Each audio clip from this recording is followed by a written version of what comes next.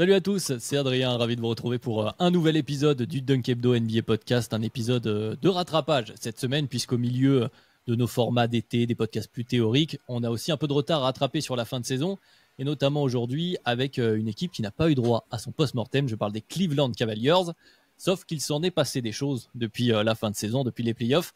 Une équipe qui ne fait pas forcément consensus d'ailleurs chez Dunk Hebdo. Vous le savez si vous avez écouté l'épisode précédent sur la fenêtre de titre, l'épisode qui est devenu assez traditionnel en été et qui dure un certain temps d'ailleurs. Donc je vous invite à aller écouter, à vous le mettre de côté pour l'été. Ça peut toujours servir, mais aujourd'hui on va parler des Cavs plus en détail et on se retrouve à 3. Tout d'abord, il y a quelques semaines avec moi, il vous avait révélé les secrets, les coulisses de Dunk Hebdo. C'est Ben. Comment ça va, Ben? Chaud. Adrien, très très chaud. Mes cheveux frisent beaucoup. Donc en fait, c'est un espèce d'indicateur. Voilà, je vois d'autres coulisses de Dunk Hebdo. Plus ça frise, plus il fait chaud. Là, il fait chaud. Mais ça va très très bien, Adrien. Ouais, on sera probablement plus court cette semaine, je pense. Probablement. Charge aussi à notre troisième camarade du jour. La dernière fois que vous l'avez vu, et j'ai déjà fait cette blague puisque ce n'est pas la première fois qu'on enregistre cette intro, c'était une grande draft de la NBA et il avait choisi Lauri Markkanen au troisième tour et s'en est un petit peu mordu les doigts, même si je pense que ça va depuis. Comment ça va donc, Manian? Mais ça va. Mon équipe qui ne défend pas un copec, je l'aime bien finalement. Mais qui a gagné au fait, les gars? Parce que on a fait voter les gens et tout. Il y a pas trop de gagnants. Ce qui est sûr, c'est que moi, j'ai pas gagné. J'ai eu 0 pas gagné non plus. Je pense que Madiane aussi. Madiane est peut-être 4, je suis 5. Mais pour les... Je crois que Tom m'a l'air d'être le favori de manière générale. J'ai l'impression que c'est le nom que j'ai le plus vu. T'es pas loin non plus, hein. Je ne me permettrai pas, c'est pas moi qui l'ai dit. Vous savez tout. En tout cas, comme d'habitude, évidemment, n'hésitez pas à nous rejoindre sur toutes les plateformes de podcast, sur YouTube, sur Twitter pour échanger avec nous, pour voter donc, notamment quand on fait des drafts de NBA, mais surtout pour parler basket. Et évidemment, on marque la fameuse pause protocolaire tant chère à Tom et on se retrouve dans quelques instants pour parler des Cleveland Cavaliers.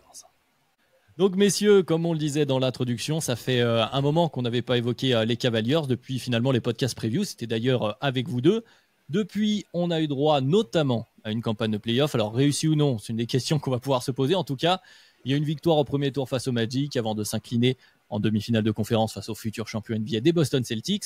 Et arrive cette intersaison avec plusieurs dossiers ouverts. Et le point central de tout ça, c'est un certain Donovan Mitchell. Et justement, ça fait 2 saisons maintenant que les Cavaliers ont entamé le chapitre Donovan Mitchell après un gros trade à l'été 2022. Et ça fait longtemps que je parle, donc je vais te passer la parole, Madiane, pour ouvrir le podcast justement.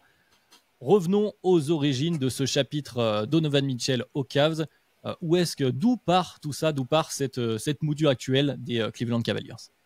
Cette mouture part en fait de leur reconstruction qu'ils entament post-LeBron en 2018. Tout d'abord en sélectionnant en 2018 avec leur 8e choix Colin Sexton. Ils ajouteront ensuite, après un tankathon de qualité, Darius Garland en 2019. En 2020, Isaac Okoro, sur lequel on reviendra. Et en 2021, Evan Mobley, sur lequel on reviendra aussi. Et petite pièce intéressante, par exemple, dans les reliquats de LeBron James, un Larry Nance Jr., ils réussissent à obtenir un Lauri Markkanen. Et tout ça leur permet de faire ce gros blockbuster trade qui est très motivé par leur excellente saison 2021-2022 où ils s'en sortent avec 44 victoires, 38 défaites et sont 8e de la conférence. Une opportunité de marché s'ouvre, les progrès de l'équipe sont satisfaisants et ils récupèrent donc Donovan Mitchell en se délestant notamment du coup de plusieurs pièces, notamment Colin Sexton, Lauri Markkanen, Ochai Agbaji et plusieurs premiers tours 2025, 2027, 2029 et des swaps 2026 et 2028. Ce qui leur permet du coup de faire les 2 dernières saisons qu'on leur connaît. Voilà, donc on est avec 2 dernières saisons le vrai chapitre Donovan Mitchell, on va l'appeler comme ça aux Cavs. Ben, c'est vers toi que je me tourne maintenant pour justement parler de ces 2 dernières saisons. Gros trade, comme l'a dit Madiane, opportunité de marché, ça semble évident puisque le nom de Donovan Mitchell tournait déjà depuis un moment, en tout cas pour son départ du côté de Utah.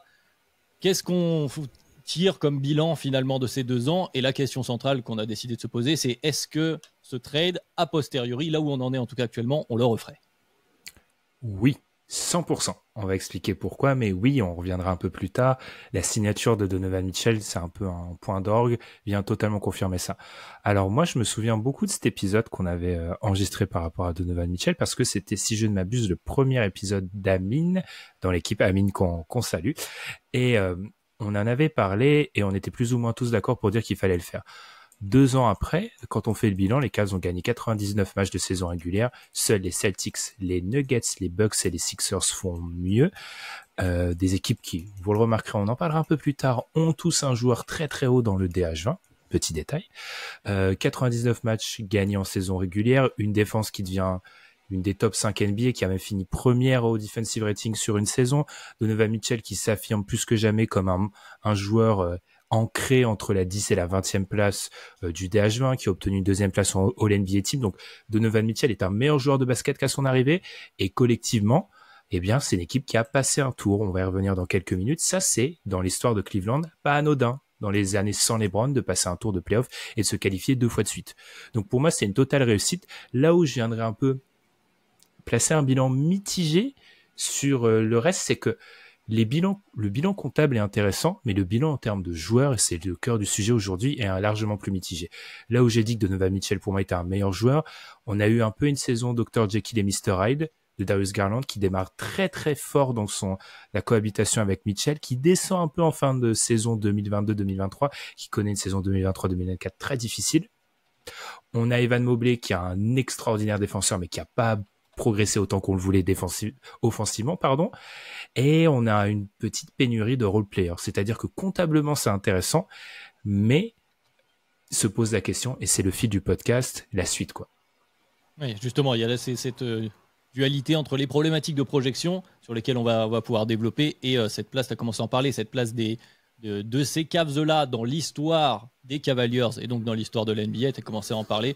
Madiane, je sais que tu avais quelques stats aussi autour de ça. C'est vrai que les Cavaliers, mis à part cette, alors j'allais dire parenthèse, c'est un peu un vilain mot de parler de parenthèse, mais en tout cas, du moment LeBron James, mis à part LeBron James, ça ne fait pas partie des équipes qu'on a eu l'occasion de souvent voir en post-season ou déjà jouer les premières parties de tableau. Alors globalement, cette équipe des Cavaliers, hors LeBron James, parce qu'avoir la chance d'avoir l'un des meilleurs joueurs de l'histoire qui arrive dans ta franchise et qui est né chez toi, bon, ça va pas arriver souvent. Ils ont eu, avant cette période LeBron James, 4 fois l'avantage du terrain, en 75-76, 88-89, 91-92, 92-93. On se souvient qu'un certain Michael Jordan les a croisés lors de cette bonne période qu'ils ont eue. Et ensuite, on arrive à maintenant, 2022-2023, 2023-2024. Donc, c'est-à-dire que hors période LeBron James, ils n'ont pas eu si souvent que ça l'avantage du terrain. Et ça, c'est un signe d'une franchise qui ne va pas attirer les meilleurs joueurs de la ligue, comme des Lakers, comme des Knicks et des villes plutôt et des marchés attrayants pour des free agents. Ils sont obligés de construire chez eux pour finalement avoir leur seule grande legacy et ce seul titre avec LeBron James. Mais c'est pas quelque chose qui est amené à se reproduire très souvent dans leur histoire. Oui, et c'est quelque chose qui pose la question, on y reviendra quand on va se projeter un peu plus tard, mais de l'ambition réelle des Cavaliers en tant que franchise, en tant qu'institution, hein, bien sûr. Comme on en parle souvent d'ailleurs chez Nuck Hebdo, chaque année, il n'y en a qu'un seul de vainqueur finalement, et tout le monde ne peut pas, c'était le sujet d'ailleurs du podcast de la fenêtre de titre, tout le monde ne peut pas s'ouvrir la fenêtre chaque année selon les équipes. L'ambition n'est pas forcément la même, et donc c'est aussi par ce prisme qu'il va falloir voir tout ce qui s'est passé. Mais tu l'as dit, Madiane, les dernières fois où on a vu les Cavaliers en bonne position, donc c'était ces dernières années, et même la dernière fois qu'on les a vus, c'était cette campagne de play-off. Donc les Cavs n'ont pas eu droit officiellement à leur post-mortem de Dunk Hebdo. On en profite cette semaine pour revenir un petit peu en détail sur cette campagne de play-off. Donc je le disais, une élimination en demi-finale de conf. Donc d'abord un premier tour face au Magic, avec une victoire 4-3, avec peut-être une série d'ailleurs, Ben, je vais me tourner vers toi, qui démarrait où on sentait les Cavs un peu plus forts que le Magic, et finalement ça n'a pas été aussi simple que ça. On reviendra sur les raisons, et puis ensuite les Cavs qui s'inclinent 4-1 face aux futurs champions NBA. Bon, là on a vu la différence de statut finalement entre un prétendant, mais finalement les futurs champions, et une équipe du tiers d'en dessous. Effectivement, ils n'ont pas eu le droit à leur post-mortem, donc faisons un rapide bilan, même si on ne va pas vous refaire match par match ce qui s'est passé il y a 3 mois maintenant. Oula, oui, il est tard. Ouais, il est très tard.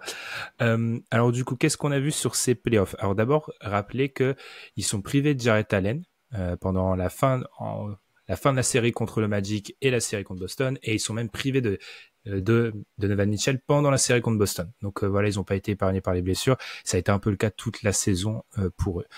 Alors qu'est-ce qu'on a vu? D'abord, première problématique, et vous verrez que ce sont des problématiques qui vont être ensuite un peu plus abordées un peu plus tard. Ils ont pas la rotation de Boston, personne ne l'avait sur ces playoffs, mais ils ont même pas une rotation qu'on dirait assez deep. La semaine dernière, on a beaucoup insisté sur ça, sur la fenêtre de titre, la nécessité d'avoir 7, 8, 9 joueurs. Ils en ont pas 7, 8, 9, les Cavs.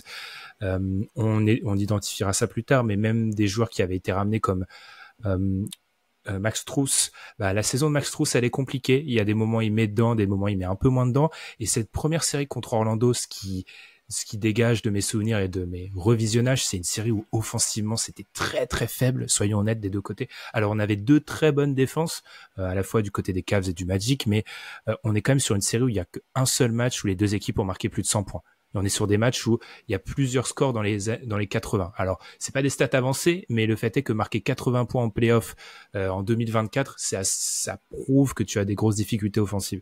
Après, par rapport à ces difficultés-là, il y a aussi eu le point of attack qui a été mal défendu. Ça, c'est pas très surprenant. Les Cavs, ils ont pas de défenseur du point of attack.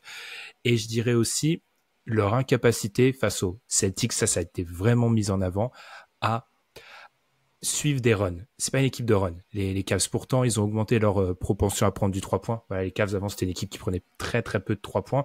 Ils étaient 25e de la NBA il y a 3 ans, en termes de pourcentage, proportion de tous leurs tirs. 19 il y a 2 saisons.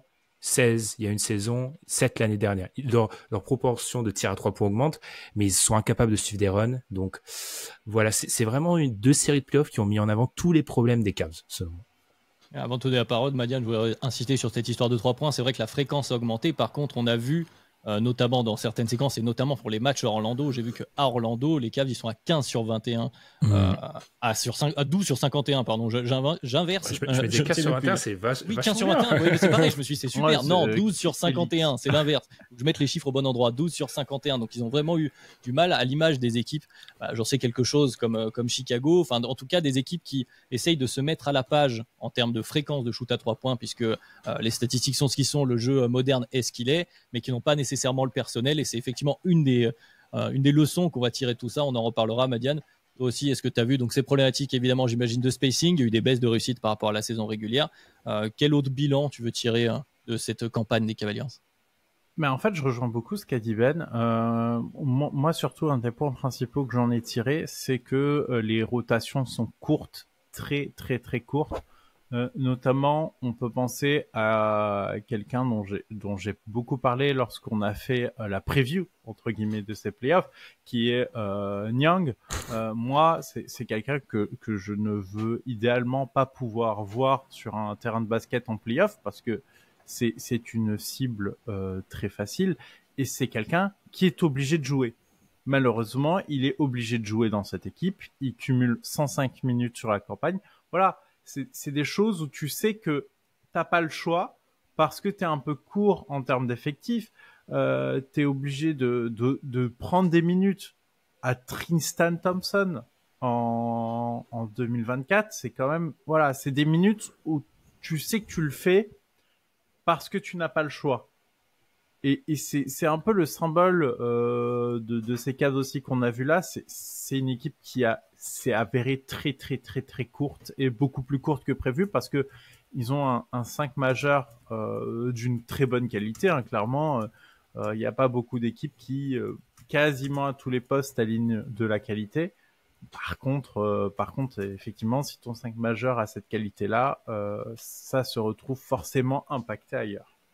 Et puis on a eu aussi, je pense aussi qu'on peut évoquer tout ça, parce qu'on parle de projet Mitchell depuis tout à l'heure, tu as parlé aussi de Garland Ben, on a quand même une dépendance offensive qui s'est vue de manière assez criante sur ces playoffs, assez stars. Alors effectivement, ça a peut-être fait la différence en leur faveur dans la série face au Magic, c'est-à-dire que c'est eux qui avaient les shotmakers dans les moments un peu compliqués qui leur permettent d'arracher notamment Game 7. Par contre, quand tu arrives face à une défense de plus haut niveau comme celle des Celtics, qui en plus bon, pour le coup, c'est les champions NBA, donc évidemment, ils avaient le meilleur matériel disponible en 2024, mais qui avaient donc les hommes à mettre sur tes shooters. On a vite vu les limites du reste de l'effectif, notamment d'un Caris LeVert très inefficace. Bref, la construction d'un effectif comme celui des Cavs, pour l'instant, il a un plafond de verre, manifestement.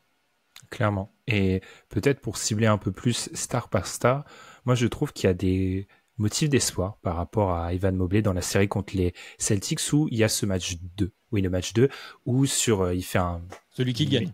Ouais, le match que gagnent les Cavs où Evan Mobley montre qu'il est capable de sanctionner une équipe qui joue small ball, une équipe qui joue très petit, où Evan Mobley montre des choses au poste qui fait pas tout le temps, même très très rarement. C'est pas un truc qu'il a développé dans son jeu.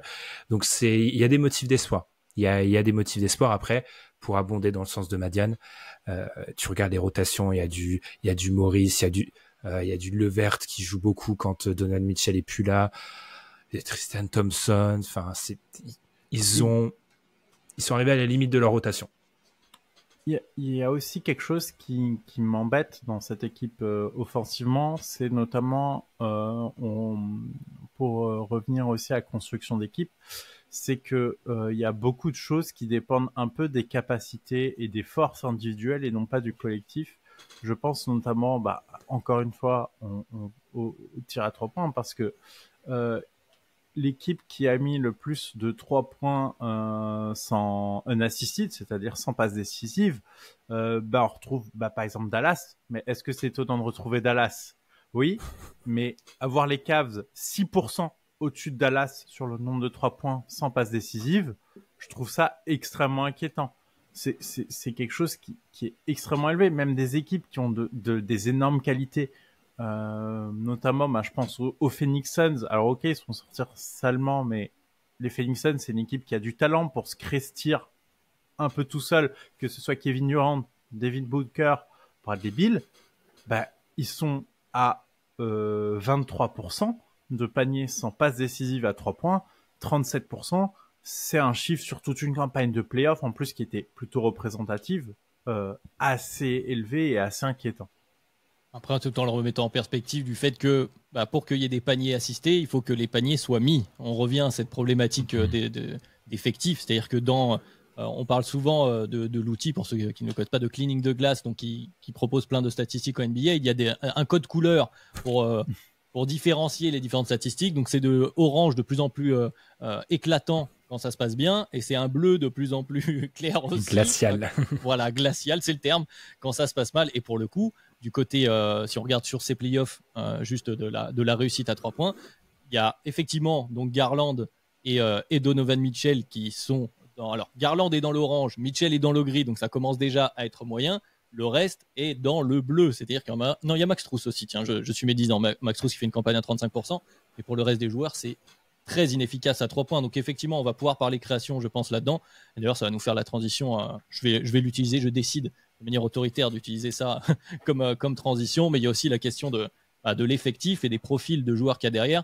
Et justement, c'est une fois qu'on tire les bilans de tout ça, on a remis tout le contexte des Cavs, parce qu'il y a le contexte global, on va dire, sur le temps un peu plus long, le contexte de là où on en est sur le terrain à l'issue de ces playoffs, et maintenant il y a les problématiques d'intersaison, des problématiques qui sont plutôt à la base, on va dire simples, en tout cas à poser le problème, c'est éviter la stagnation. Alors, on n'est pas tout à fait dans le ventre mou, on est quand même sur une équipe, Ben tu l'as rappelé, qui a l'avantage du terrain, mais tout de même on veut éviter la stagnation. Est-ce qu'on peut, est-ce qu'on veut, est-ce qu'on doit essayer d'aller à l'étape suivante? Bon, il y a tout un tas de chantiers à mettre en place. Ben, par où tu veux commencer? Le banc, le spacing, la hiérarchie, par où on commence? On va peut-être commencer par le banc, on va se garder le plat de résistance pour plus tard, à savoir les 4 fantastiques. Effectivement, c'est en cela qu'on a un petit peu débordé la dernière fois sur la fenêtre de titre, c'est que l'épisode Cavs est un peu bizarre, parce que on a un constat de début qui est assez morose pour une équipe qui fait playoff, demi-finale de conf et qui a gagné 99 matchs, encore une fois. Et voilà. Sauf que le constat est assez morose. Ça démarre par quoi? Ça démarre par les role players. On l'a déjà dit.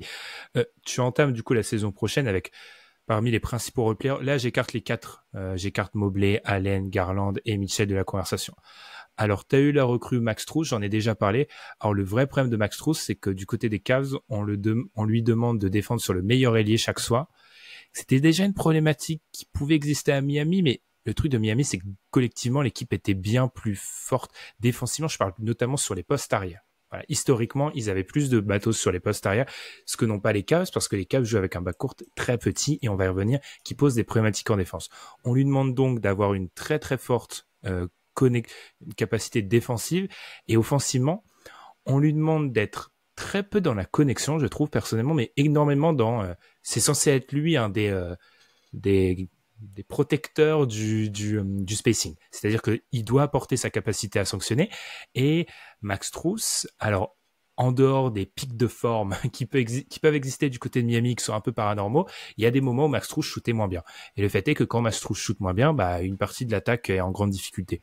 Je sais que Dean Wade, je passe à Dean Wade, c'est un joueur qui est très apprécié. Bah, Dean Wade, il a du mal à rester en bonne santé. Alors, c'est un très bon joueur. Je pense que lui, c'est un role player qui potentiellement peut être associé à soit Mobley, soit Allen et peut jouer des minutes de playoff. Peut-être pas très très haut niveau, peut-être pas de finale NBA, mais en tout cas, il est là. Le problème, c'est qu'il est assez blessé. Isaac Okoro, je vais peut-être laisser Madiane s'attaquer à quelques profils. Il y a la question contractuelle. Caris LeVert, c'est compliqué. Il y a une vraie problématique de remplaçant au poste de pivot, parce qu'en fait, il y a un paradoxe chez les Cavs, c'est que comme tu sais que tu as 48 minutes d'aller de Mobley ou Allen, tu veux pas investir sur le poste du troisième joueur. Sauf qu'en fait, il arrive des moments où tu dois jouer avec lui. Du coup, tu te retrouves avec Tristan Thompson. Voilà. Donc, on fait le bilan. Là, ça mérite qu'il y ait peut-être le petit espoir, parce qu'il fait une très bonne saison et il peut être un joueur qui peut assurer une partie du spacing. Mais là, je vois, je cite même pas George Young, ça je le laisse pour Madiane. Du coup, je suis assez perplexe sur le reste du roster. Ouais, Madiane, je vais te relancer, de te laisser répondre par l'axe qui te sied le mieux, mais j'essaie juste de reformuler la question. Est-ce qu'au final, la question sur ces role-players, il y a à la fois une question de profil et une question à l'image de Max Strus, je trouve qu'il illustre bien tout ça, un costume qui lui est donné du côté des Cavs qui est trop grand par rapport à sa capacité. C'est-à-dire que Max Strus, il peut faire plein de choses, c'est quand même un très bon joueur, mais là, comme tu disais Ben, assurer de la défense sur les ailes, en plus en jouant le plus grand, l'ailier, le meilleur grand adverse sur les ailes, assurer le spacing, être un peu un connecteur, bref, être Paul George quoi finalement. C'est un costume un peu grand pour Max Strus. Et est-ce que c'est pas ça qui se répartit au fur et à mesure du côté des role-players des Cavs, Madiane? Bah, c'est ça le problème, parce que ils ont un souci structurel de taille, et justement dès qu'ils en ont, que ce soit par exemple un George Niang qui fait 2m01, Strus qui fait 1m96, bah, en fait ça fait partie des joueurs qui sont un peu dans la range de taille qu'ils ont pas finalement avec leurs postes arrière qui sont plutôt petits. Et donc, ils essayent de les surexploiter. Et c'est pour ça que, par exemple, on se retrouve à devoir jouer avec un George Niang que je n'aime pas en situation de playoff. Je pense que je l'ai suffisamment hurlé dans ce podcast, mais tu es obligé. Donc, c'est un peu ce qui rend les choses dommages. Et Max Strus, c'est un investissement que tu fais, mais effectivement, c'est un investissement, c'est un joueur qui est payé 15 millions la saison, donc ça ne peut pas être Paul George, et ça ne peut pas être le costume dont tu as besoin à ce poste, parce que c'est normal, tes postes de défense principaux, c'est tes deux lignes arrière, ton poste de pivot et ton poste 4, avec les prolongations à venir. Donc forcément, t'as dépensé sur tous les autres postes, tu ne peux pas avoir de la qualité à l'aile, on l'a bien vu lors du podcast de draft. Si vous mettez que des gros contrats, il y a un moment où vous êtes bloqué et vous êtes obligé de faire des choix. C'est exactement ça. Vous êtes obligé de faire des choix. C'est ce qui illustre très bien ce podcast. Et pour aller sur le cas Okoro, c'est un cas très intéressant, parce que c'est exactement ce qui se passe quand tu es une équipe comme Cleveland et que tu rates une année ton choix. C'est quelque chose que tu ne peux pas te permettre. Quand en 2020, ton 5e choix, qui est un choix quand même très haut, il est envoyé sur Isaac Okoro. Après, est-ce que tu aurais eu mieux dans cette draft? C'est pas la question. C'est juste la question de si tu avais eu une meilleure QV de draft, tu t'en serais très bien sorti parce que tu aurais eu le joueur qu'il te fallait à ce moment-là. Ce n'est pas le cas. Tu draftes Okoro en 5. Ce n'est pas les progrès que tu attendais de sa part notamment offensivement. C'est surtout là où le bas a blessé. Et finalement, c'est pas mal qu'on ait enregistré le podcast quelques jours plus tard, parce que je pense que vous avez dû voir les news. La question se pose finalement de le signer, de l'échanger, notamment avec les Nets. Et on parle par exemple d'un Dorian Finney-Smith en monnaie d'échange. Voilà. Donc on sait que, au vu du traitement de toute façon qu'ils lui ont donné lors de cette intersaison, c'est-à-dire que ils ne lui ont pas proposé de prolongation, mais ils lui ont laissé sa qualifying offer, c'est-à-dire entre guillemets, je vais éviter de blasphémer sur le CBA, mais l'offre de base que tu peux avoir en contrat rookie sans te faire d'offre, c'est-à-dire que voilà, le joueur peut l'accepter et elle est de 11,3 millions de dollars. Et du coup, en fait, s'il l'accepte, il peut disputer la Free Agency 2025 en Free Agent non protégé, ce qui n'est pas souvent le cas normalement pour un top 5 de draft. Que top tu 5 de drafts draft, top 5. Généralement, ces rookies-là vont plutôt négocier la prolongation en avance et être Free Agent protégé, c'est-à-dire sur lequel tu veux t'aligner. Donc là, clairement, le signe que donnent les Cavs avec cette qualifying offer, c'est on veut pas te garder, tu ne fais pas partie de la suite. Et du coup, dans quel état il pourrait revenir dans l'effectif, c'est des questions qu'on peut se poser. Donc voilà, je pense qu'on va vers un sens de l'histoire qui est le départ d'Isaac Okoro des Cavs. On le sentait plus ou moins clairement en préparant cet épisode. Là, les dernières rumeurs ont l'air d'indiquer ça. Et oui, ben, tu loupes un choix de draft, tu te retrouves très vite dans la panade dans tes rotations. Ouais, je pense que c'est un point important. Après, je laisserai enchaîner Ben. Je ne sais pas vers où tu voudrais aller. Si vous voulez en rajouter sur Okoro ou si on va passer aux autres noms. Mais justement, je pense qu'il y a deux choses dans ce que tu viens de dire, Madiane, que j'ai envie de souligner. Parce que c'est vrai que contrairement à la réputation des Cavs, où on pourrait croire, pour ceux qui suivent la NBA d'un peu plus loin, que c'est une équipe qui joue grand, de par le fait qu'ils ont deux pivots de bon niveau, ce qu'on a aussi pu voir dans ces playoffs, c'est que c'est une équipe qui joue petit. Leur problématique, c'est qu'ils sont trop petits. Alors oui, ils ont Mobley Allen, mais par contre, l'extérieur, Garland, Mitchell, et donc que ce soit Max Strus, alors Okoro pose d'autres problématiques, j'y reviendrai juste après, mais ensuite ou un Caris Levert ou quelque chose comme ça, c'est une équipe qui est assez petit sur les ailes, et donc ça leur pose il y a une vraie problématique à se poser à ce niveau-là. Et effectivement, Okoro, tu l'as dit Madiane, bon, quand tu fais une reconstruction et que tu rates un choix dans le top 5, finalement, Okoro, c'est lui qui symbolise la problématique après les quatre fantastiques, comme tu disais, Ben. C'est lui qui devait répondre à cette question. Tu as un top 5 de draft parce que oui, tu as 4 joueurs de très bon niveau NBA, alors plus ou moins très bon, on va pouvoir en parler, mais il faut 5 joueurs sur un terrain en NBA. Tu as besoin de 5 titulaires. Et Okoro devait être, selon comment on veut le voir, ce joueur-là, s'il atteint ne serait-ce même pas le plafond qu'on pourrait envisager quand on draft quelqu'un top 5, mais en tout cas, s'il était une menace offensive avec son niveau qu'il a de l'autre côté du terrain, s'il a le niveau d'être un titulaire NBA tout simplement, la problématique est beaucoup moins complexe de celle de la suite de ton banc. C'est un effet boule de neige finalement, c'est la théorie du costume de Tom qui s'illustre par un choix de draft raté entre guillemets. Donc voilà, pour moi, Ikoro, j'allais l'appeler, non, Okoro, illustre tout ça. Effectivement, comme tu as dit, il y a la problématique de contrat. On ne sait même pas s'il sera au Cavs la saison prochaine. Donc Ben, je te redonne la parole. Si tu veux enchaîner sur un nom, notamment un qui nous pour lequel, pour nous, beaucoup de choses tournent autour du côté des Cavs, ou est-ce que tu veux en rajouter une petite couche sur le banc? Mais je pense qu'on a quand même beaucoup parlé. Je vais faire la transition, je vais essayer. Alors moi, contrairement à vous, je pense qu'Okoro va rester jusque c'était une manœuvre pour le conserver, qu'en fait tu pouvais pas retirer la qualifying offer, le laisser libre, parce qu'en fait t'as déjà une problématique de role player. Donc en fait, si t'en perds un, tu trouveras pas un mec comme Okoro avec tous ses défauts. Moi, je dirais juste, et c'est là où je vais faire une transition, en fait, c'est le problème de la structure des Cavs, c'est que disons que, allez, pour gagner titre NBA, il faut remplir 50 cases.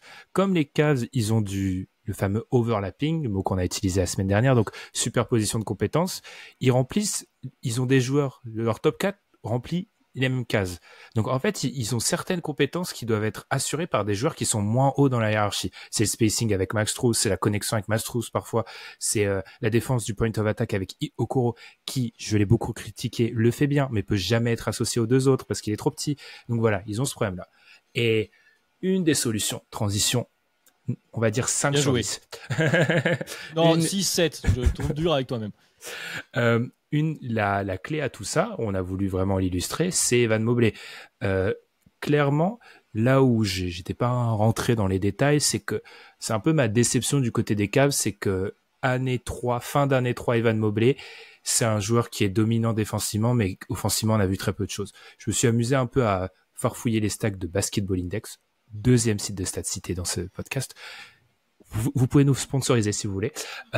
Du coup, pour voir au niveau du temps de possession, touche de balle, à qui ressemblait Evan Mobley, parce que moi je trouve qu'il n'est pas assez mis en avant en attaque. Alors c'est soit un sous Chet Holmgren, c'est-à-dire que Chet est beaucoup plus responsabilisé, soit c'est un Miles Turner. Et là, moi j'ai un gros problème. C'est qu'en fait, je pense que ça illustre beaucoup de problèmes de construction, c'est-à-dire que quand tu as deux très forts porteurs de balles comme Garland et Mitchell, tous les deux dans le top 10 en termes de minutes de possession, bah tu peux pas en fait responsabiliser un troisième joueur sur du hand-off, sur du pick and roll inversé. Et Evan Mobley, je trouve qu'il pâtit de cela parce que, et je sais pas si Madiane est d'accord, je fais même le présentateur là, c'est lui la clé en fait. Si les Cavs veulent passer un cap, c'est lui, c'est Evan Mobley. Absolument. Pour moi, c'est l'une des clés parce que dans ce que tu dois cocher finalement pour ouvrir ta petite fenêtre, c'est des joueurs dans le top de la NBA. Et quand il faut venir Donovan Mitchell, oui, Donovan Mitchell est un top joueur, c'est pas un top 10. Spoiler d'H20, c'est pas un top 10. Et donc, si Donovan Mitchell est pas un top 10, tu te bloques quand même avec, parce que tu fais le trade pour lui, t'espères le prolonger, et donc tu te dis, bah tiens, c'est marrant, parce que pour une équipe qui veut passer de l'étape supplémentaire, c'est un choix curieux. C'est pas un choix curieux si tu te remets dans la situation de l'époque. La situation de l'époque, c'est première saison d'Evan Mobley. Donc tu as vu Evan Mobley et tu te dis, tiens, sa première saison c'est ça, où est-ce qu'on sera dans 2 ans? Où est-ce qu'on en sera au moment où il va falloir aligner les bifetons pour Donovan Mitchell? Et t'imagines une courbe ascendante. C'est pas ce qu'on a eu. On n'a pas eu une courbe ascendante. On a eu des très bonnes compétences défensives, notamment, mais on n'a pas eu la courbe ascendante qu'on attendait. Et je pense que l'idée, c'était d'avoir un 1A, 1B, Evan Mobley, patron de la défense qui aide offensivement, et Donovan Mitchell, patron de l'attaque, qui est plus pénalisant défensivement, et que ensemble, tu imagines que les deux seront dans le top. Là, actuellement, Donovan Mitchell n'est pas dans la même catégorie de joueurs qu'Evan Mobley. Evan Mobley n'a pas progressé assez pour rentrer dans la galaxie dans laquelle est Donovan Mitchell, et c'est, à mon avis, ce qui fait que cette équipe, elle a l'air de stagner. Je suis un peu d'accord avec toi. Après, je te trouve un peu dur de dire qu'on n'a pas eu la courbe n'est toujours pas ascendante avec Evan Mobley. Il continue quand même de progresser. Peut-être que sur cette saison, c'est la pente de l'ascension qui a quand même baissé plus que ça. C'est vrai que tu avais une attente. C'est quelque chose qu'on n'a pas dit dans le bilan de ces dernières saisons. Enfin, on l'a pas formulé comme ça, mais à peu près ce qu'on peut tirer, c'est que les Cavs sont une équipe avec un bon niveau plancher en saison régulière qui leur permet d'arriver avec l'avantage du terrain. Et ils ont une petite marge quand même sur le reste de la conférence. Bon, il y a des cas particuliers, on salue Miami et Philadelphie, mais il y a quand même une marge par rapport aux équipes play-in, je vais dire ça comme ça, en termes de niveau plancher. Par contre, ils ont un souci de plafond en play-off. Et justement, la question, là, comme tu l'as bien dit, Madiane, c'est que tu pouvais espérer, c'est que ce plafond, tu pouvais l'avoir si Evan Mobley devient, tu parlais de comparaison Ben, si Evan Mobley devient une sorte, toute proportion gardée, bien sûr, mais Anthony Davis, de Bam Adebayo, enfin en tout cas dans ce même type Jaren de rôle, Jackson, tu vois. Même Jaren Jackson Jr., ouais, effectivement. Alors la question, pour moi, c'est celle de la mise en situation, et c'est la problématique de ce chapitre Mitchell que j'ai un peu envie de souligner pour Evan Mobley. C'est Mobley, donc tu l'as dit, défensivement, ça y est, il est solide, il est presque en position de devenir un patron. Je ne sais pas s'il est déjà prêt, mais en tout cas, on n'est vraiment pas loin si c'est pas le cas. Par contre, offensivement, c'est un jeune joueur qui n'est pas un talent offensif naturel, on va dire, qui a besoin de répétition, qui a besoin d'échouer, finalement, d'être mis dans des situations. Tu vois, tu parlais de la punition sur post-up, mais même, je sais pas, dans des situations au post-haut, de lecture assez basiques, mais c'est des choses qu'il a besoin de voir. Et en jouant beaucoup de minutes avec Mitchell, qui est venu, avec Garland, qui sont deux porteurs de balles assez dominants, tu ne les as pas, ces répétitions. Donc la question, c'est est-ce que tu es prêt, est-ce que tu es dans la position, la possibilité, là maintenant, de sacrifier un peu de ton niveau plancher, justement en saison régulière? Est-ce que les joueurs dont je viens de parler, je pense notamment à Donovan Mitchell, sont prêts à accepter, je mets d'énormes guillemets, mais de perdre des matchs pour le développement éventuel d'un Evan Mobley dans cet objectif à court, moyen terme?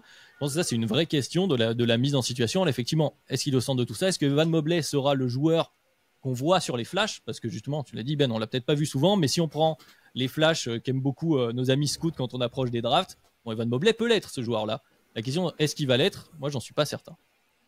Bah, je reprends la terminologie de Madiane. Un A, un B, c'était un peu ça l'idée. Je pense que on l'a pas dit, je crois, dans l'épisode il y a 2 ans, mais l'idée, c'était qu'à ce moment-là, Evan Mobley devait être un mec qui, peut-être pas des H20, hein, je vais pas m'avancer, mais qui devait taper top 30, top 40 NBA, en fait, et en étant bien meilleur offensivement. Moi, défensivement, je pense que c'est déjà un des 10 meilleurs défenseurs de la ligue. Enfin, à son poste, en termes de, il est extrêmement long, il est très très fort sur les extérieurs. Globalement, ça c'est un truc qu'il partage avec Jarrett Allen. C'est des mecs qui peuvent sortir au large et qui perdent très très peu. Ils arrivent à maintenir les adversaires à un très bon pourcentage un mauvais justement pourcentage de réussite. Mauvais pour l'adversaire. J'espère que ça se comprend. du coup, il est aussi dans la protection de cerf. Je pense que c'est là un point, on n'est pas d'accord avec Madiane. Je trouve que moi, on parle trop de son manque de muscles. C'est-à-dire que, oui, c'est pas prime Dwight Howard, voilà. Mais, peu de gens sont prime Dwight Howard. Ouais, voilà. Ça fait longtemps que j'avais pas glissé ça. Mais, il est capable de tenir. Donc, non, c'est déjà un extraordinaire défenseur. Après, au niveau de la progression, est-ce qu'ils sont capables de perdre, du coup, ces répétitions-là? C'est un peu le problème des Cavs et qu'on avait déjà un petit peu soulevé, c'est qu'ils peuvent plus trop, l'équipe est chère. L'équipe est chère, en fait. C'est ça le problème. C'est que l'équipe est chère et l'équipe va être encore plus chère, surtout après la prolongation de Jarrett Allen qu'on a apprise il y a 24 heures au moment où on enregistre. Point qu'il faut pas faire dans le podcast, d'ailleurs, de dire à quel moment on enregistre. Passons. C'est une équipe qui va devenir chère. Et mon vrai problème, et là, je transitionne aussi vers le Garland Mitchell, c'est que je suis un peu inquiet pour Donovan Mitchell, parce que c'est pas un mec qui joue off. Il a jamais joué off-ball, en fait, Donovan Mitchell. Et je suis terrifié par Darius Garland, parce que moi, Darius Garland ne peut pas jouer off-ball. Voilà, Darius Garland est un joueur qui est ultra responsabilisé sur le ballon, qui, encore une fois, je sais, je en parle souvent, est petit, donc faire jouer off un mec petit, c'est chiant, parce que tout ce qui est dans la relocalisation, tout ce qu'on peut trouver dans la capacité à naviguer dans les écrans, c'est difficile pour lui. Je suis pas sûr que mettre off un Darius Garland contre les Celtics, ça t'apporte beaucoup, parce qu'il va s'écraser sur les écrans. Il s'écrase sur les écrans en attaque, en défense. Voilà. Donc, je suis assez pessimiste là-dessus. Je pense pas qu'en l'état, avec les deux sur les bases arrières, ils puissent le responsabiliser. Bon, je résume, Ben, optimiste plutôt sur Mobley, moins optimiste sur le reste. Madiane, comment tu te situes, puisque tu as été cité nommément quand même sur le cas Mobley. Nommément. Moi, par rapport notamment à Jarrett Allen, moi j'ai beaucoup aimé notamment le très bon passage qu'ils ont eu avec lui uniquement. Et justement, il n'y avait pas Mobley et il avait été excellent défensivement. Jarrett Allen, ça reste un bon joueur de la ligue. En soi, je peux comprendre le fait qu'il reste, parce que qu'est-ce que tu allais avoir de mieux? C'est pas sûr. Comment est-ce que tu fais pour avoir mieux, sachant que tu es déjà en train de dépenser beaucoup d'argent pour cet effectif et finalement ça termine par une prolongation. Maintenant, la question, c'est toujours la stat qui est extrêmement intéressante, c'est que les meilleurs line-up des Cavs, c'est soit l'un soit l'autre, et c'est pas les deux. C'est même chose sur le backcourt d'ailleurs. C'est une équipe qui est très dure à trouver, et la question c'est, est-ce que tu peux trouver cet équilibre, notamment avec un coaching staff un peu plus compétent? Ça va être l'un des gros enjeux, parce que maintenant que c'est prolongé, voilà, maintenant on sait que c'est ça, c'est stable, ça va être ça. Donc c'est au coaching staff maintenant de réussir à le faire fonctionner, et j'ose espérer qu'ils étaient très partants pour essayer de trouver la solution, vu tout l'argent qui a été envoyé sur ces deux postes. Sur les postes arrière, l'incompatibilité entre les deux, je la trouve presque encore plus criante, parce que c'est petit. C'est vraiment petit, et c'est pas petit pour justifier un rendement offensif supérieur. C'est-à-dire que d'avoir les deux qui doivent jouer ensemble quand même un certain nombre de minutes, alors que quand l'un a la balle, l'autre est forcément sous-exploité, moi, c'est vraiment l'aspect qui me dérange dans cette équipe. C'est-à-dire que les avantages que t'octroient les deux ne sont même pas maximisés, et les désavantages de jouer avec les deux te font poser des maux de tête défensifs que je ne souhaiterais pas avoir en tant que coaching staff. Donc oui, c'est bien beau de compter sur Jarrett Allen et Evan Mobley pour s'assurer que ce soit verrouillé en défense, mais en fait ça marche pas. ça marche pas, notamment parce qu'on va reprendre une vieille équipe de Donovan Mitchell, les Cleveland, Cleveland, Les Utah Jazz. les Utah Jazz. Quand tu te fais trouer sur tes postes arrière, bah en fait, c'est un problème. Peu importe qui t'a derrière pour couvrir, te faire trouer sur les postes arrière, c'est jamais une bonne idée. Ne pas être capable de défendre le point of attack, c'est un vrai problème. Et que tu as beau avoir de la qualité au poste 4 et au poste 5 pour réussir à défendre. Et par exemple, à un moment, nos amis de Utah, ils avaient par exemple du Favors Gobert, et c'est pas dépeindre défensivement, clairement pas. C'est pas leur force offensive qu'on retient. Bah, ça changeait rien. Ils prenaient des valises de points par moment et ils étaient incapables de stopper les attaques adverses. C'est ça qui m'inquiète. Et maintenant que ce choix est fait, bah ouais, la question de Garland, elle se pose beaucoup plus parce que tu le sous-exploites. Le problème, c'est qu'il sort pas de sa meilleure saison et que sa valeur marchande n'est pas au plus haut. Mais si tu as envie de faire un move, maintenant, tout est contraint.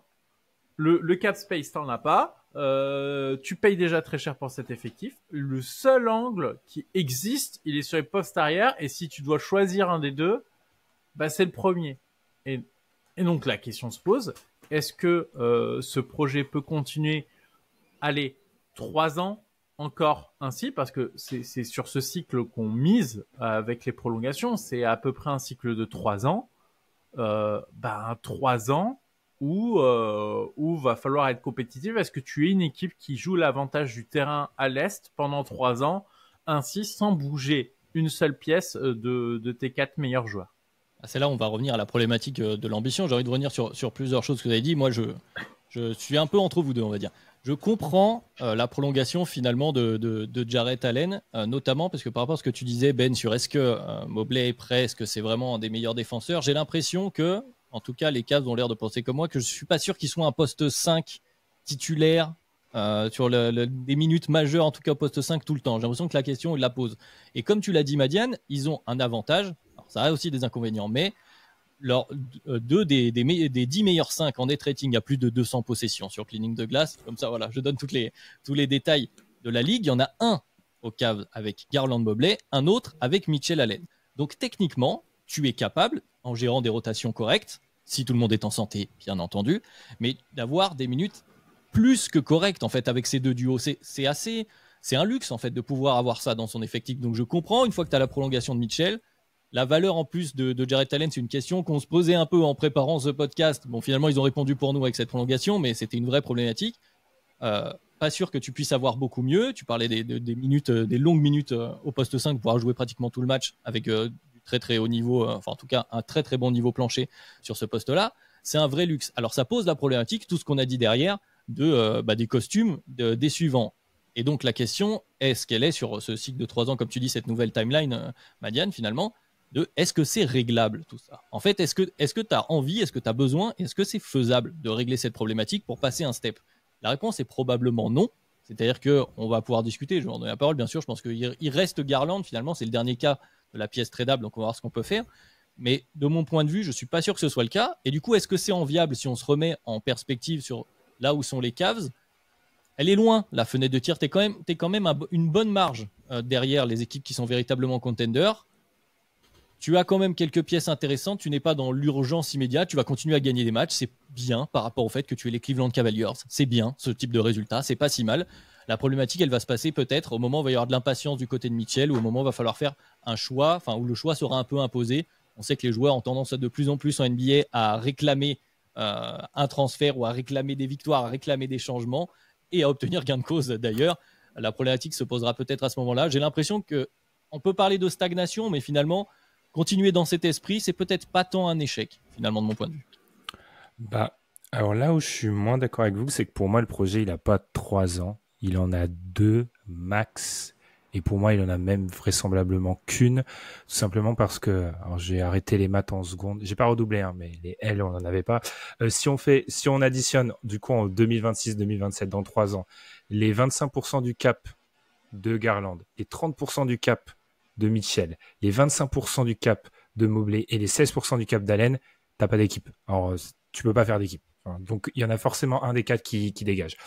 Alors, par rapport à la capacité à résoudre les problèmes, je suis aussi assez sceptique par rapport à toi, Adrien. C'est-à-dire que si on parle un peu plus sur Darius Garland, le problème qu'ils ont avec Darius Garland, c'est qu'en plus, j'ai beaucoup parlé de off, c'est que tu peux pas le trader actuellement. Tu l'as déjà dit, Madiane. Brian Windhorst l'a dit. Il y a pas de marché pour Darius Garland après cette saison-là. Surtout un Darius Garland qui va s'approcher des 40 millions de 25% du cap. C'est assez compliqué.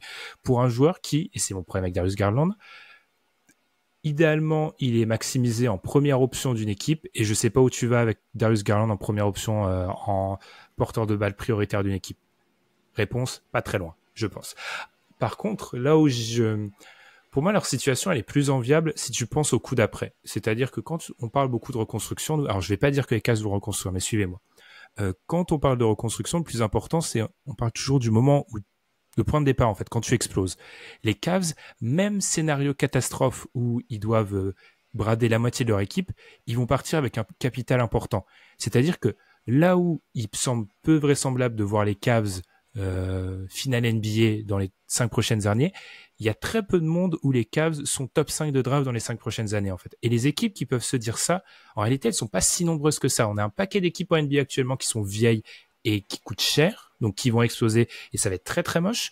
On a un paquet d'équipes qui sont encore jeunes et qui n'ont pas prouvé ce qu'ont fait les Cavs. Donc oui, ils sont dans cet entre-deux-là, mais ils vont pas tomber dans l'extrême inverse. Donc ça, je trouve ça assez positif pour eux.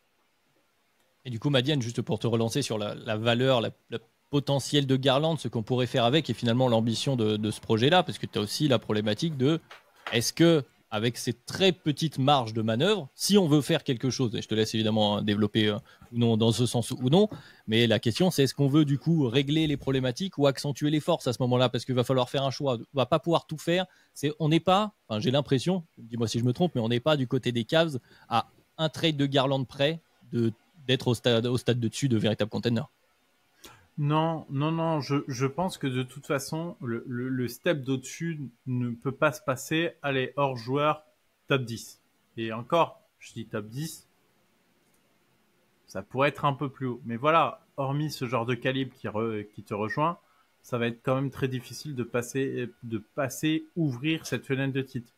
Et finalement, bon, qui te menace à l'Est dans les 1-2 ans pour des spots de playoff sûrs, c'est-à-dire le top 6. Et allez, on va dire que ton range, c'est entre 4 et 6. Bah, en vrai, tu vas avoir de la concurrence, mais j'ai pas l'impression que les équipes qui sont en dessous de cette range-là soient forcément capables, au vu du plancher que t'offre ce roster, de venir fortement te concurrencer en saison régulière. Donc au final, je pense que ce projet va pas spécialement bouger, que tu vas chercher de l'amélioration interne via notamment le changement de coaching staff, que tu vas voir ce que tu vas faire avec Okoro, est-ce qu'il va rester ou pas, ça, les prochains jours nous le diront. Mais en soi, de toute façon, je pense que tu as atteint le maximum que tu peux faire avec cet effectif, parce que il y a vraiment trop de salaires qui sont partis dans tous les sens, et de toute façon, il n'y a aucun échange, et la seule valeur le seul jour que tu peux échanger, sa valeur d'échange, elle est quand même trop basse pour t'amener quelque chose de suffisamment intéressant pour justifier le mouvement.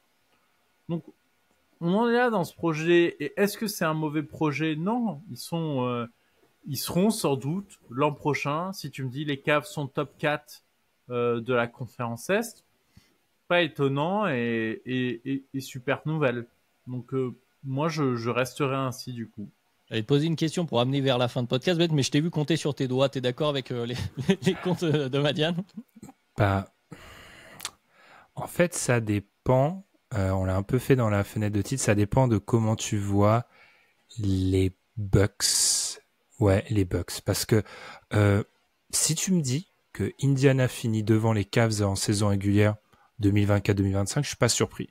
Si tu me dis que Orlando finit devant les Cavs, je suis pas surpris non plus. Et là, t'es au play-in. En fait, t'as deux équipes qui te passent au-dessus, t'es au play-in. Alors bon, faut rappeler quand même que la fin de la saison des Cavs est bizarre parce qu'ils auraient pu finir deuxième, mais bon, coup de Trafalgar, ils ont choisi d'être quatrième. Rappelons cet événement quand même. Mais en fait, pour moi, on est tous d'accord que ça leur offre le plancher. Il faut juste en fait, pour des équipes qui ont un très fort plancher comme ça, année après année, c'est des équipes qui sont complètement dépendantes du field. Voilà le mot qu'on a utilisé la semaine dernière, du reste du plateau. C'est-à-dire que les années où le plateau est un peu faible, ça peut leur profiter. Par contre, en fait, plus on parle des Cavs, moins je suis sûr qu'il y a moins je suis certain que ce soit une équipe qui soit totalement, qui puisse passer en travers des gouttes et qui puisse se qualifier de manière certaine pour à chaque fois à l'avantage du terrain.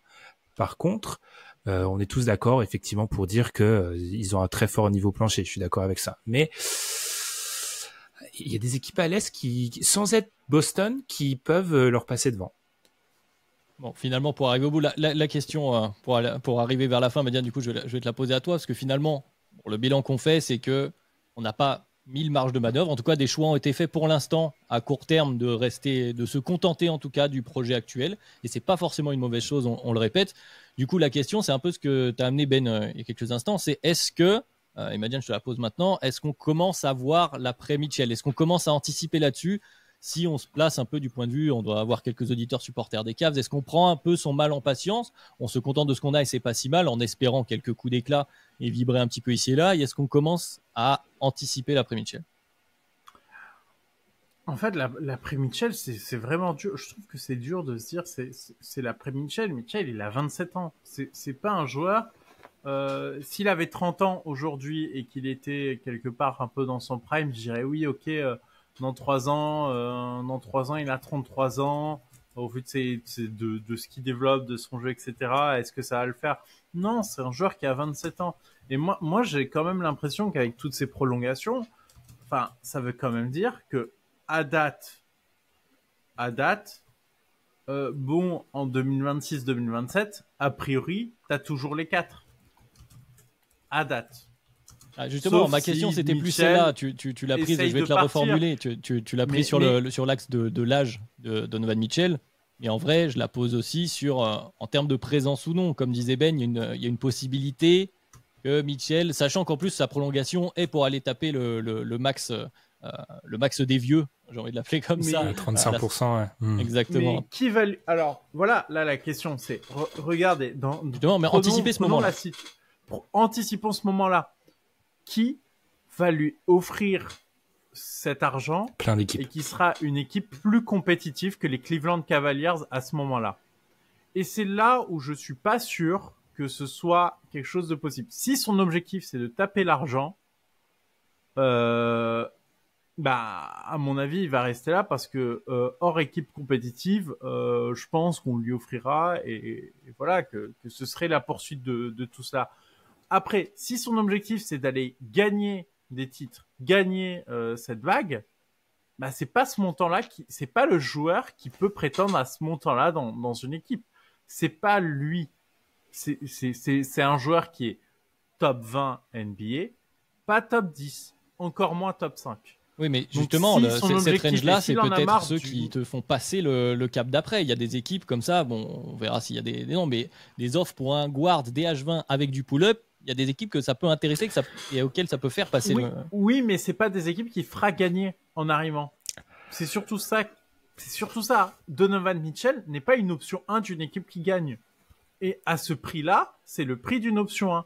Donc pour moi, s'il choisit ce choix de l'argent et s'il s'impatiente, c'est pas pour une question d'argent, c'est pour aller prendre peut-être autre chose et pour essayer de gagner avec. Mais c'est pas le choix vers lequel il s'oriente. C'est pour ça que j'ai quand même l'impression qu'on s'oriente vers un Donovan Mitchell qui reste parce que je ne le vois pas, lui, option 1 d'une équipe qui gagne. Pour moi, c'est impossible. Vas-y Ben, je t'ai vu te préparer à réagir. J'ai 15 000 trucs à dire, donc coupe-moi Adrien. Je note. Alors, j'ai beaucoup de trucs à dire. Alors, je suis obligé de faire une comparaison avec la NFL parce que c'est trop ce qui se passe en NFL. Il y a le concept de purgatoire du quarterback en NFL, c'est-à-dire qu'en gros, il y a 32 franchises. Si ton quarterback il est pas dans les 10 moins bons, tu vas pas être parmi celles qui vont le remplacer. S'il est pas dans les 5, 6, 7, 8 meilleurs, ces équipes-là vont le garder. En fait, t'as le milieu. Et En fait, nous, là, on théorise souvent qu'il faut un top 7, top 8, top 10 DH20, ça on le dit souvent. Ce qu'on théorise pas, c'est ce qui se passe après. C'est qu'en fait, il y a ce no man's land là, il est ultra problématique dans ta construction d'équipe. Moi, j'ai été remonté les années précédentes du DH20. En fait, les mecs qui sont entre 10 et 20 dans le DH20, il y a plusieurs prototypes qui se dégagent. T'as le mec qui, après, au bout de 1, 2 ou 3 années, se trouve top 10, Jokic, Embiid, Jason Tatum. T'as la deuxième option et t'as le mec en fin de carrière. Voilà, ces trois prototypes-là. Il rentre pas dans ces prototypes-là, en fait, Donovan Mitchell. Il a un peu le malheur d'avoir toujours été une première option. Qu'est-ce que je veux dire par là? C'est que pour moi, c'est pas impossible un monde où, en fait, Donovan Mitchell, certes, n'a pas de porte de sortie en 2024. Parce qu'en fait, quand tu fais une cartographie de la NBA, il y a nulle part. La porte des New York, à la fois du côté des Knicks et de Brooklyn, c'est fermé. Miami, bon, c'est la seule franchise qui réussit pas à obtenir des stars quand elles veulent venir à Miami, donc bon, c'est fermé aussi. Et la fenêtre de titre de Miami semble difficile. Par contre, il y a un monde où, et ça va être ma prochaine peut-être propagande, il y a un monde où Mitchell, c'est la deuxième option plus d'un joueur qui est pas dans la même timeline que lui. Par exemple, dans le Texas. Parce qu'en fait, là où Donovan Mitchell est peut-être pas une première option, Donovan Mitchell en deuxième option, on parle beaucoup des mecs top 10 DH20. Quel guard sur les 5 éditions du DH20 est plus haut que Donovan Mitchell? Ça se compte sur les doigts d'une main. C'est un joueur élite sur les 3 niveaux, mais distance, 3 points, finition au cercle. Donc ça, pour moi, c'est un joueur qui aura une immense valeur. Et dernière chose, c'est là où il y a un paradoxe Cleveland, c'est qu'en fait, on dit oui, s'il vise le titre, il ira nulle part, sauf qu'en fait, on a fait 50 minutes pour dire que le titre à Cleveland, c'est mort. Donc, en fait, pour moi, c'est un joueur qui, typiquement, peut être amené à tenter un pari. Je suis un peu d'accord. C'est pas pour faire un 2 contre 1, Madiane, mais c'est pour moi aussi rajouter ma petite pièce. À ce moment-là, je suis un peu d'accord sur cette optique où j'ai l'impression qu'on se dirige vers un moment où Michel va une nouvelle fois perdre un peu patience et avoir envie d'ailleurs. Mieux, c'est une question justement là, dans les profils dont tu parles, Ben. Moi, le premier qui me vient en tête, alors il est un peu plus vieux au moment où ça change, mais c'est un certain Damian Lillard. Alors Lillard lui était resté dans la même équipe, mais on est à peu près sur le même profil de joueur qui, première option toute sa carrière, n'a pas réussi à retrouver ce qu'il a connu en plus assez tôt en play-off et finalement décide de rejoindre quelqu'un d'autre. Et pour finir sur la question du prix, et je te redonne la parole Madiane évidemment parce que je pense que tu vas réagir, en 2024, c'est pas simplement un max et le prix d'une option 1 en fait. Avec le nouveau CBA, on a souvent dans les équipes contenders 2 voire 3 contrats max, super max selon comment ils sont ajustés et on peut pas penser aux Wolves par exemple ou ce genre de construction et ensuite pléthore de petits contrats. On a beaucoup moins de contrats moyens au milieu, donc je suis pas sûr que ce soit l'aspect financier qui bloque tout ça, même si évidemment, et avant de te laisser la parole pour la dernière chose, et c'est toujours la même chose, tu l'as dit Ben pour 2024, tout ça dépend de l'écosystème NBA, de ce qui se passe aussi dans les autres équipes, de qui a la volonté, qui sera là. Bon, à un moment donné, on n'est pas Nostradamus non plus.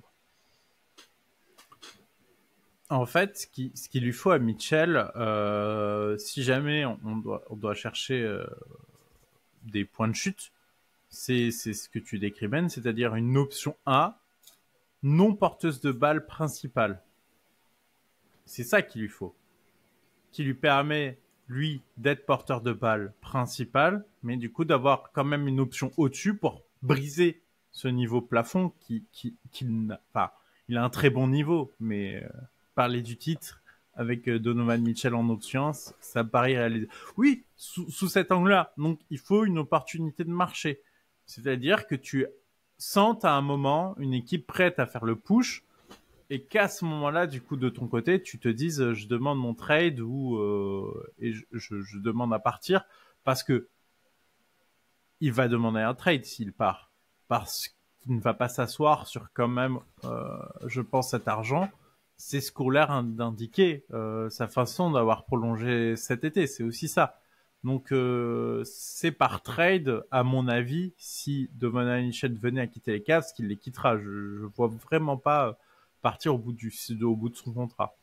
Bon bah du coup pour terminer, si on n'allait pas vers le piège du podcasteur, j'ai envie de terminer avec un piège. Du coup, Ben, c'est du pronostic parce que finalement là on a plus focalisé à la fin sur Donovan Mitchell, mais si on repart du côté des Cavs, on peut se projeter justement là sur les 2-3 ans. Qu'est-ce qu'on les voit faire? A priori cet été, on a l'air de se diriger vers un statu quo. Peu probable, on l'a dit, que Garland, enfin en tout cas qu'il y ait un échange intéressant pour les Cavs autour de Garland cet été.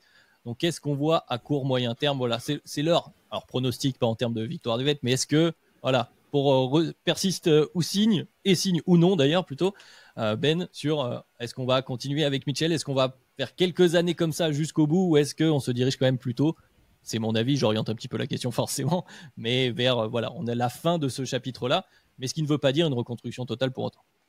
Ouais, je précise juste pour les fans des Cavs, ils vont se dire non mais Mitchell a re-signé et il part déjà de son départ. Non, mais disons qu'on se projetait à 3-4 ans sur la question. Bien sûr.